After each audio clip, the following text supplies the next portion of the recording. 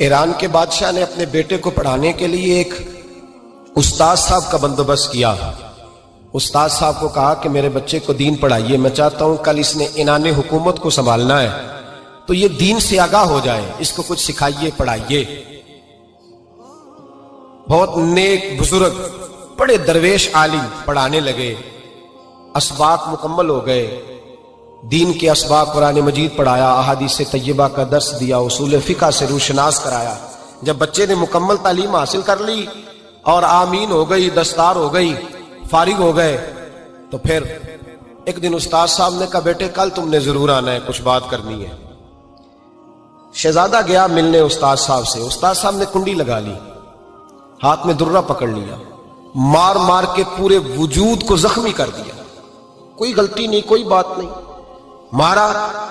اب بچہ آیا آ کے بادشاہ سلامت سے کہا کہ ابا جی سمجھ نہیں آئی، بڑا مارا ہے استاد۔ تو سیانے تھے نا بادشاہ، یہاں تو قاری صاحب روز کٹہرے میں کھڑے ہوتے ہیں، مولوی صاحب آپ نے میرے بچے کو کیوں مارا ہے؟ آپ 8,000 کے مولوی ہیں، میرا کئی کروڑ کا بچہ ہے، سویرے بدل لیں گے، خبردار آپ نے بچے کو ہاتھ لگایا، اپنی حیثیت میں رہے معاذ۔ جو قومیں استادوں کو کٹہروں میں کھڑا کرتی ہیں وہ ترقی نہیں کر پاتی، جو استادوں کو کٹہروں میں روز کھڑا کرتی ہیں۔ کہا ابا جی بڑا مارا ہے، تو والد بڑے سمجھدار تھے، کہنے لگے بیٹا استاد باپ ہوتا ہے، وہ زیادتی نہیں کرتا، کوئی بات ہوگی میں تیرے استاد کو کٹہرے میں نہیں بلاؤں گا۔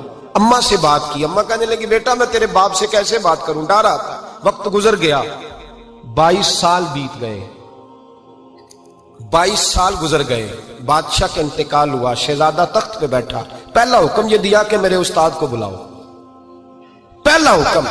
استاد جی بوڑھے ہو گئے تھے، چھڑی کے اوپر ٹیک لگا کے آئے اور بھویں سفید ہو کے جھک گئی تھیں، یوں آنکھ کھول کے بڑی مشکل سے دیکھا، کہنے لگے شہزادے حکم ہو۔ کب میں شہزادہ نہیں، اب میں بادشاہ بن گیا ہوں۔ استاد جی 22 سال بیت گئے، آپ نے مارا تھا، پر وہ درد چونکہ زیادتی کی تھی، میرا قصور کوئی نہیں تھا، تو نہ میری روح سے درد گیا ہے نہ میرے جسم سے گیا ہے، میں بے اختیار تھا پوچھ نہیں سکا۔ 22 سال تجھے یاد رہا، مجھے پتا تھا تو ایک دن حکمران بنے گا، میں نے تجھے اس لیے مارا تھا کہ بیٹے یاد رکھنا کسی پہ ظلم نہ کرنا، اگر تجھے 22 سال تک یاد رہا ہے تو جس پر تو ظلم کرے گا اسے بھی قیامت تک یاد رہے گا، اور یہ یاد رکھنا تو آج با اختیار ہوا تو تو نے مجھے بلا لیا ہے، قیامت کے دن غریب با اختیار ہو جائیں گے، مظلوم با اختیار ہو جائیں گے، وہ با اختیار ہوں گے، للہ الواحد القہار، رب کریم کی بارگاہ کے اندر ان کا اختیار ہوگا، اکیلے اللہ کی حکمرانی ہوگی۔